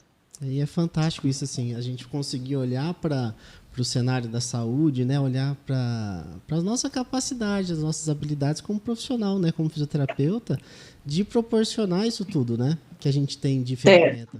E é bacana porque você falou assim, o paciente ele vai indicando, né, vai falando para outras pessoas, amigos, familiares, e automaticamente esse paciente ele volta para você sem necessariamente ter ido pro médico. A gente não tá querendo falar mal do médico, né? Ao que contrário. Fique bem claro, ele é extremamente importante. São coisas, né? A gente vive encaminhando, né, Melissa? Porque às vezes o paciente vem com uma queixa respiratória. Qual foi a primeira coisa que ela te respondeu quando você perguntou? Vá ao cardiologista, vamos... Né? A gente precisa disso, né? É um trabalho complementar. Precisa. E eu acho assim que é a reabilitação que eu trabalho em equipe, gente, senão não acontece, né? E quantos pacientes que eu encaminho para nutricionista, fonoaudiólogo, então assim, tem que trabalhar em equipe, porque o paciente precisa melhorar e só quem vai ganhar é o paciente. Então assim, é isso que tem que, né, que todo mundo tem que entender, todos os profissionais de todas as áreas, porque se a gente trabalha em conjunto, quem que vai estar ganhando? O paciente. E é o principal, é isso que importa, é isso que interessa. Exatamente, e eu acho que é interessante, né? Eu falo que eu tento divulgar, mas eu não faço isso tão intensamente, mas enfim, né? E precisa andar com isso, mas divulgar mesmo que existe um tratamento específico e especializado em fisioterapia respiratória, em reabilitação pulmonar, né? A gente falou bastante de adultos aqui, idosos, pós-internação em unidade de terapia intensiva, pós-cirurgia, mas também a parte de melhora de performance, né? Para quem quer, né, um nível mais intenso de atividade física, competição, etc. Tem as crianças, que a gente também tem, né, um outro nicho de atendimento ali, que agora está numa fase assim, né? Com muita criança, com bastante problema respiratório. Então, a gente tem técnicas específicas para cada caso. A gente tem avaliações, né, Melissa, para cada nicho. E aí os objetivos vão sendo traçados para o indivíduo. É uma coisa que eu falo para os alunos, acho que eles não cansaram da minha cara já. Aprende na repetição, mas porque é o indivíduo, né? A gente teletransporta para aquela pessoa ali na sua frente. Isso.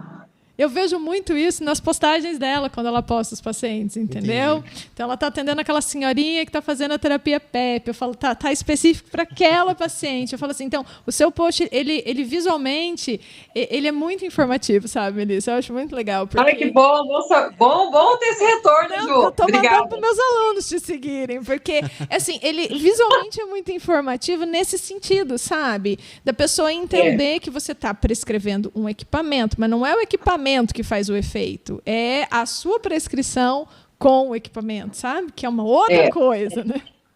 O equipamento sozinho não faz milagre, não. Tem que ter, né? Aqui, né? E uma coisa assim que eu procuro fazer também é usar uma linguagem fácil. Então é legal que eu sempre dou para o meu marido ler, sabe, antes. Porque ele não é da área, né? Ele é administrador, ele trabalha em hospital, mas é administrador. Então ele não é da área. E eu sempre dou para ele ler os textos. Porque eu falo assim, não pode ser uma coisa também, não pode ser uma coisa. Você tem que ficar no meio termo, né? Você não pode ser nem muito simplório, né? E nem muito técnico. Então, esse meio termo às vezes é difícil. Então, eu sempre falo assim, quando eu vejo que o negócio tá meio enroscado, tá meio difícil de sair, eu falo, dá uma lidinha. E tem post que às vezes eu faço um post mais técnico, às vezes baseado em algum artigo, né? Aí às vezes eu já aviso no começo, né? Às vezes se a pessoa ali que é o paciente, às vezes não vai querer ler, mas mesmo esses, tem pacientes que gostam de ler. Então, assim, eu acho que a gente tem que ter esse cuidado também na internet, né? Porque não adianta eu chegar ali com aquela linguajar de, como que você falou? Fisioterapêutiquez, né? Fisioterapêutiquez, que daí? Só quem é fisioterapeuta que vai estar ali entendendo, a maior objetivo que é divulgar a profissão não vai estar acontecendo, porque, né, quem não é da área não vai entender. Então, esse cuidado aí tem que ter também, né?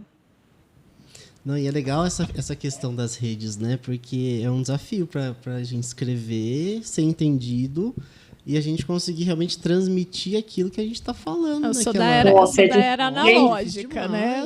Eu sou da era analógica. Nossa, já chegou de eu fazer post, de eu dar para o meu marido, ele falou assim, o que você quer dizer com isso daqui? Mas eu falei, acho que foi melhor eu fazer de novo, porque não rolou, né? Peraí que eu vou refazer, peraí um momentinho, eu te dou de novo para você, só um momentinho. E a gente vê isso, é um trabalho que a gente faz aqui. Eu tenho trabalhado isso na escrita há muito tempo, mas ainda não consegui chegar num termo, acho que 100% legal, não, porque a gente tende a usar termos, né, que não são tão fáceis. E trazer isso para a realidade de quem não é da área não é tão simples assim. Uma coisa assim que eu acho legal quando, vamos supor, falar o nome de algum equipamento, eu coloco o nome, o termo, né, mas depois já explica, né, com outras palavras, o que aquilo quer dizer. Então, acho assim, né? Você vai ter que surfar nos dois lados aí. É isso mesmo. E é legal porque você conseguiu. Eu comecei a te seguir hoje, né? Porque eu vi ali você postando. Eu também comecei a te seguir hoje. Eu vou te acompanhar e vou aprender, com certeza. Ixi, não, eu tô no começo também. Eu falo, tem muita coisa que eu aprender ainda. E assim, como não né? Assim, não é o meu trabalho. Então, assim, a gente acaba não tendo tanto tempo, né? E é uma coisa que exige tempo. Você vai editar, eu que edito todos os vídeos, então isso dá trabalho. É uma coisa chata de fazer, né? Então, assim, vai do jeito que dá, né? A gente ainda vai se profissionalizar mais nisso, eu penso. Eu penso que eu também vou, né? Porque eu também tô no mesmo barquinho remando ainda, né? Mas acho que a gente precisa andar por esse caminho, porque a fisioterapia cresceu muito, né? Eu me formei no ano 2000, então, né? Eu falei, eu ainda formei no século passado, né? A última turma do século passado. Né? O século passado é boa. Eu dou risada, os alunos olham pra mim. Professora? Eu falei, não, é que eu tomo, né, água, né? Melissa? A gente toma água pra caramba, né? E aí, a gente acaba tendo que trazer... Porque, assim, vocês que viveram um pouco disso também. Quando a gente se formou, a questão da especialidade, do ser especialista, de entender muito bem daquela área de atuação e oferecer um serviço dentro daquela área, era muito forte na nossa formação, né? Era a área dessa mudança de chave. E hoje em dia já se sabe da especialidade. Mas eu não sei se talvez você sinta esse desafio. As pessoas já sabem da especialidade, mas eu acho que dentro da especialidade falta um trabalho mais específico. Sabe? Eu mais também dedicado ao... Não sei, você entendeu o que eu tô falando? Porque, assim, na minha opinião, o que eu acho que deveria acontecer com a fisioterapia igual é com a medicina? Cada um na sua especialidade, né? Então, isso não acontece, infelizmente, ainda com a fisioterapia. Mas eu espero muito que caminhe para isso, né? Então, assim, tem a área da ortopedia, tem a área respiratória, neurológica. Então, cada um na sua área, né? Então, assim, lógico, pode ter parcerias, pode, né? Você não vai deixar de ver o paciente como um todo, mas quando o paciente for procurar, ele vai atrás de um especialista. Então, isso ainda não acontece, principalmente, eu acho, em relação aos planos de saúde, né? Então, assim, são fisioterapeutas que estão ali recém-formados, né? A maioria das vezes, e que não que, né, uma hora esse profissional vai começar, só que ele também tem que se especializar. E eu acho que isso tinha que caminhar, direcionar, né? Mesmo ali dentro de um plano de saúde, por exemplo, o paciente precisa de um fisioterapeuta respiratório, então vamos ter uma equipe de fisioterapia respiratória, fisioterapia neurológica, fisioterapia ortopédica. Eu acho que poderia caminhar para isso, sabe? Acho que esse é um campo de batalha, né? Nesse sentido, para os próximos anos. Acho que foi a luta para a gente ter as especialidades e elas se delimitarem, mas agora elas serem reconhecidas por outros lugares, né? A questão do plano, dos convênios, e eu acho que a informação que a gente posta na rede, acho que por isso que eu também fico sofrendo para postar, justamente porque eu quero que ela seja útil, não só para quem fala fisioterapeuticais, mas útil para o indivíduo que vai ver, porque é ele que precisa entender que isso é mais do que ele imaginava. E é um desafio, né? Porque eu sempre penso assim, como que eu posso ajudar mais, né? Não só divulgando, mas ajudar a pessoa que está ali vendo, que tem algum problema respiratório, que está com alguma limitação. Como que eu posso aqui, né, no digital, ajudar mais? Então é um desafio, né? É desafiador. E igual você colocou assim, né? Delimitar bem aquilo que é a atuação de cada área. Eu acho que hoje ainda, talvez assim, a classe da saúde também, não só a população, não entende exatamente o que cada área faz. Por isso que talvez se perca um pouco, né? Culpa nossa, né? Talvez. Sim. Ou talvez não, com certeza. Porque muitas vezes a gente realmente tem que realmente se posicionar quanto a isso. E eu sei que assim, eu vinha batalhando num sentido um tempo, a Juliana acompanhou isso, talvez olhando demais para a especialidade, esquecendo um pouco daquilo que estava no entorno dela. Aí, de repente, você vai, né, amadurecendo também, vai conseguindo entender como é que a gente consegue trabalhar no todo, dentro da especialidade. Ali, para mim, foi uma virada de chave bem importante, porque aí eu conseguia me comunicar melhor. Tipo, eu trato o indivíduo, né, com as minhas ferramentas da minha especialidade. Isso. O que eu não faço, eu encaminho para um colega que tem a outra ferramenta que eu não tenho. Não é isso que a gente sempre fala, né? Exatamente. Então, a nossa função, né? Eu acho que essa questão do respeito também, né? Até onde você consegue chegar, né? A partir dali, eu não consigo mais chegar, né? Então, assim, eu não posso até procurar, estudar, tal, mas por que não encaminhar para alguém que já tá, né? Tem mais aquela prática, tem aquela especialidade. É bem isso mesmo. E com certeza você só vai ganhar. O paciente vai ganhar com certeza, mas você também. Porque o paciente vai te indicar, o paciente vai divulgar aquilo e com certeza só tem ganho aí. Com certeza. Melissa, a gente está caminhando, né? Para o final aqui. Senão a gente fica até amanhã batendo papo aqui. Do nosso podcast. Deixa eu te fazer uma pergunta. O que te motiva a acordar todo dia? Acordar todos os dias. Essa pergunta é diferente da colinha que você me passou, hein? Claro, não pode ser tudo igual também. Senão não tem graça. Tinha que pegar ela de surpresa, pelo menos um pouquinho. Eu acho assim, primeiro, eu sou cristã, né? Eu acredito muito em Deus. Então, eu acho assim, só da gente conseguir acordar, né? A vida é um dom. E por isso que eu reforço muito para a gente cuidar da nossa saúde. Eu falo, ela é preciosa. E só quem pode fazer isso é a gente mesmo, né? Vai chegar uma hora que a gente não vai mais poder fazer e os outros vão ter que cuidar, né, da gente, da nossa saúde. Mas enquanto a gente pode fazer, tem que fazer, a gente tem que cuidar. Então, eu acho assim que é um presente, é uma dádiva mesmo, a vida. Então, eu acho que o primeiro é isso, eu acho que eu acordo com um agradecimento mesmo, né? Como assim, agradecida por eu estar acordando. por eu estar ali. E assim, o que me motiva muito, eu acho assim, a dar o meu melhor, a ser melhor, a fazer minhas coisas, a cumprir minhas obrigações. A nossa rotina é doida, né? Ainda mais com filhos, é difícil. Mas eu acho que são justamente elas, as minhas filhas, que mais me motivam. Uma vez, conversando com uma psicóloga, ela falou assim que a melhor idade para a mulher é quando tem criança.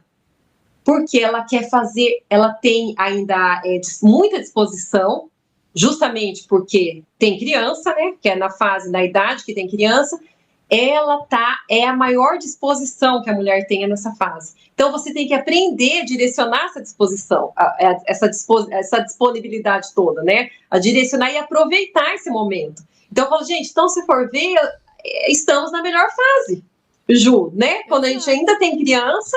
Então, acho que isso porque a gente tem que mostrar o nosso melhor também para eles, né? Dar o nosso melhor exemplo, enfim. Eu acho também isso acaba sendo uma grande motivação, assim, para mim. E em relação aos meus pacientes, eu falo assim, sempre a gente atende muitos pacientes diferentes, né? As pessoas são muito diferentes. Aí, quando a gente começa a conhecer melhor o paciente, a gente começa a entender um pouco melhor da história de vida dele, eu acho que as coisas vão ficando um pouco mais fáceis, você lidar com aquilo que era muito difícil. Nossa, eu não suporto isso, né? Vamos supor, eu não suporto isso nesse paciente. Deus, quando você conhece, mas olha aqui por que ele é desse jeito, né? Então, assim, você consegue ter uma compreensão melhor, uma empatia maior e um vínculo maior você consegue criar. E, assim, eu acho, assim, que o que mais, assim, me motiva é você saber que vai fazer diferença na vida daquela pessoa. Então, eu falo, gente, isso, sim... eu falo, quando eu tô dando alta para um paciente... É uma alegria tão grande. Lógico, tem muitos pacientes que não recebem alta porque tem problemas crônicos, pulmonares, né? Você também deve ter, Ju. Sim. Então, assim, tem pacientes que, principalmente idosos com problemas crônicos, que sempre tem que fazer fisioterapia, né? Sessões de fisioterapia, o tratamento. Agora, tem paciente que não. Você tratou, melhorou, vai para um educador físico, vai fazer um exercício físico, vai, né, viver. E isso é um prazer tão grande. Depois você conversa com esse paciente, algum familiar manda foto. Eu vivo recebendo foto de paciente meu que eu atendi na academia, correndo, sabe? Assim, eu falo, gente, isso eu falo, é a maior motivação, é o maior presente mesmo, né, que a gente pode ter. Delícia isso, né? E também tem mais uma pergunta fora da colinha, tá? Claro. Você perguntou no começo por que a gente mudou, né? Porque a gente tinha um canal chamado Infísio, onde a gente focava mais nessa área do cuidado, e a gente mudou para Irrestritos, para abrir um pouquinho mais a questão do nicho saúde, não só fisioterapia, né? Então, seguindo essa linha de pensamento, o que é Irrestrito para você? Deixa eu pensar. As perguntas difíceis, assim mesmo. Vamos comer jujuba, né? Eu acho assim, restrito. Você pensa numa coisa restrita, é uma coisa limitada. Então, o irrestrito não tem limite. Eu acho assim que é uma coisa que alcança, que não tem limite. Eu acho que é mais ou menos nesse sentido, assim. Porque quando você coloca limite, delimita, né, alguma coisa, parece que fica engessado, né? Aquilo lá. Agora, quando você fala isso é irrestrito, isso não tem limite. Então, eu acho assim que você se sente mais livre, né, para fazer aquilo lá. Então, eu acho que é nesse sentido. E o que é irrestrito na sua vida? Na minha vida? Deixa eu pensar. É específico, hein? Esse é específico. Eu acho que viver, né? Viver não pode ser uma coisa engessada, né? Exato. Gostei. Eu acho assim, a partir do momento que você não vai fazer mal para o outro, tem que viver, né? Eu acho que a vida não pode ser engessada, não pode ser limitada. E a vida tem tantas possibilidades. Eu acho assim que a gente está sempre em transformação. Eu acho que isso também e o irrestrito, né? Você estar sempre em transformação. Então, assim, o que eu sou hoje, eu não era quando eu acabei de me formar. Então, assim, a gente amadurece, a gente muda. Então, acho que isso que eu acho que é irrestrito, né? Muito por isso que a gente mudou o nome do canal, né? Isso aí. Justamente para a gente poder... Às vezes as mudanças são difíceis, mas eu acho que as mudanças sempre são bem-vindas. Eu até assisti uma palestra esses dias atrás, não tinha nada a ver com fisioterapia, era de um administrador, ele é médico, só que ele é administrador também. Nossa, o cara, assim, é uma sumidade, eu não conhecia, e foi sobre gestão a palestra. Gestão de empresas, gestão de pessoas, gestão de negócios. E eu falei, gente, e ele falou uma coisa tão interessante, aquilo me marcou. Ele falou assim, quando a gente está em evolução, né, profissional, pessoal, na empresa, em qualquer lugar, em evolução, normalmente o que a gente espera? A crise para a mudança. Ele falou assim, não, a mudança tem que ocorrer na evolução. Ele falou assim, a gente tem que mexer no time que está ganhando. Essa frase não é verdade nesse caso, né, que não pode mexer. Tem que mexer. Então, eu achei tão legal. Eu falei assim, nossa, e é isso mesmo, né? Às vezes a gente está em evolução e daí se acomoda e vem o problema, né? Então, a gente sempre tem que estar aí mudando, transformando, melhorando. Então, acho que isso vale aí para vocês também. Ah, com certeza. Eu acho que o que você falou hoje, assim, contando um pouquinho, compartilhando um pouquinho da sua experiência, da sua história, mostra bem o que você respondeu no final, apesar de ter sido pega de surpresa. E a gente queria agradecer muito, Melissa, muito mesmo. Preciso chegar em Londrina e combinar para sentar, bater um papo, assim, de frente. Vamos, ó, quando você... Por favor, né, Ju? Eu aviso. Dá um oi. Vindo aqui, estando aqui em Londrina, dá um oizinho, nem se for uma meia horinha, né? Aviso sim, com certeza, viu? Obrigada. Abraça a família e as meninas, que eu conheço só pelo Instagram, né? Depois eu vou ver se eu desenterro umas fotos lá na casa da minha mãe. Se eu desenterrar, eu convido pra gente tomar um café. Combinado? Vamos fazer isso, então. Desenterrar as fotos. Beleza, beijo. Obrigada mesmo. Obrigada por aceitar o convite, por topar essa conversa aqui. Né, de verdade mesmo. Melissa, eu que agradeço. Não, pode falar. Eu que agradeço vocês dois. Um prazer te conhecer, Rodrigo, não te conhecia. O prazer é meu. E que Deus abençoe muito o trabalho de vocês, essa divulgação, é muito bacana. Isso daí que vocês fazem, essas entrevistas, eu acho que acrescentam muito, né, na vida de outras pessoas também, né? Eu acho que sempre o exemplo do outro pode mudar a vida, né, de uma pessoa. Então, acho que vale a pena, é bem legal. E que Deus abençoe o trabalho de vocês, a clínica e a vida aí de vocês. Obrigado, Melissa. Prazer te conhecer, não te conhecia mesmo. Agora vou começar a te seguir. Vou até te pedir, deixa o teu arroba aqui. Qual que é teu arroba para o pessoal te seguir no Instagram? Melissa Fisioterapia, Fisiorespiratória. Melissa Fisiorespiratória, tudo junto. Tá, a gente deixa nos comentários, né? Isso, depois a gente anota lá. Tá. Combinado. Obrigada. Obrigadão. Manda um beijo para a família toda. Deus abençoe todo mundo e vamos tomar um café. Vou levar o Rodrigo para Londrina, que ele vai para lá de vez em quando também. Vamos embora. Beijo. Tchau, tchau. Pessoal que beijo, obrigada. Também, né? Obrigado por ter ficado até aqui. Deixe seus comentários, se inscreva. Curte, comenta, compartilha, aquela coisa toda. Tchau, tchau. Tchau.